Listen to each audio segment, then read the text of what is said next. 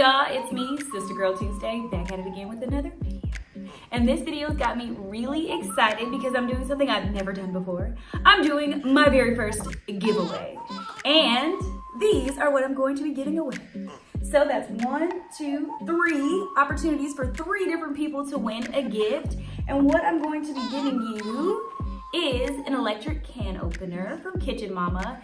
And I don't like to give away things that I haven't personally tried or things that I don't like. And if you watch my how to make caramels, however you say it, you'll see that I was using this and I've pretty much been using it ever since.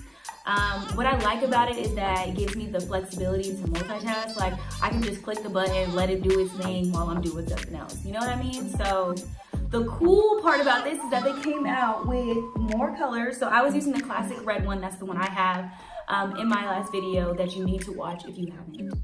But they came out with some other new colors that are really cool. And I want you to have one. So I will post the rules to the giveaway in the description box below.